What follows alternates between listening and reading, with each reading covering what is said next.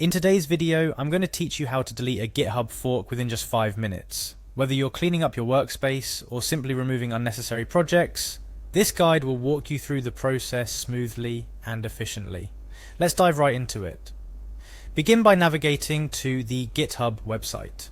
This is your starting point where all the magic of storing, sharing, and contributing to code happens. Once you're there, you'll notice a sign in option typically located in the upper right corner of the home page. Click on this to proceed. If you find yourself stuck or unable to locate it, don't worry, the layout of websites can change, but the sign in option is usually prominently displayed. Next, you'll be prompted to enter your username or email address associated with your GitHub account. It's important to use the correct credentials to ensure a smooth sign-in process.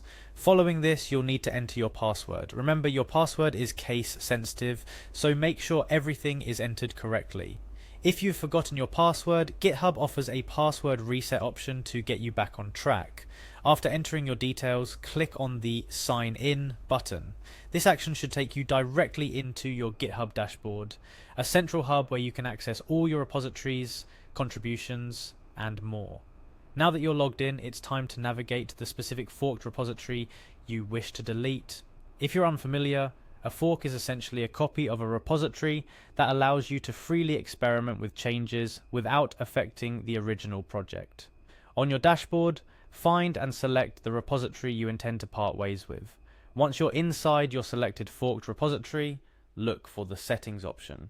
This could be located in different places, but you'll usually find it towards the top of the page or within a menu. The settings page is where you can manage all aspects of your repository. Inside settings, scroll down until you find the delete this repository option. GitHub typically places this at the bottom to prevent accidental deletions.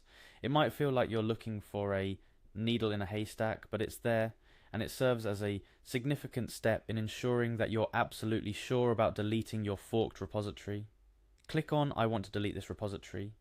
GitHub will then ask you to confirm your decision by entering the name of the repository you wish to delete. This acts as a safeguard, ensuring that you don't accidentally delete something important. It's a critical step, so double check the name to avoid any regrets. And that's it. Once you confirm, your forked repository will be permanently deleted. Remember, this action is irreversible. All the commits, branches, and efforts you've made in that fork will vanish. So make sure this is really what you want before proceeding. Here are a few more tips to consider before deleting a forked repository. 1. Backup important data. Always make sure to back up any valuable data or code you might need later. You can do this by cloning the repository to your local machine or downloading it as a zip file. 2. Check for open pull requests. If there are any open pull requests from your fork, you might want to close them or merge them before deleting your fork. It's good practice to leave things tidy. 3.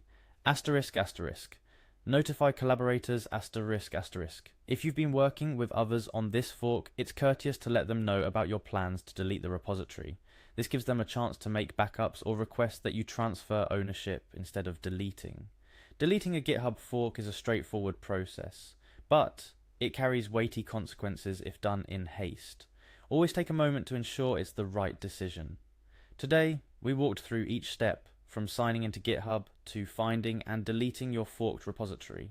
With this knowledge, you can manage your GitHub projects more effectively, keeping your workspace clean and focused on what truly matters. Remember, GitHub is a powerful tool in your development arsenal. Use it wisely, keep learning, and keep coding. If you found this video helpful, don't forget to like and subscribe for more tutorials like this one. Until next time, happy coding.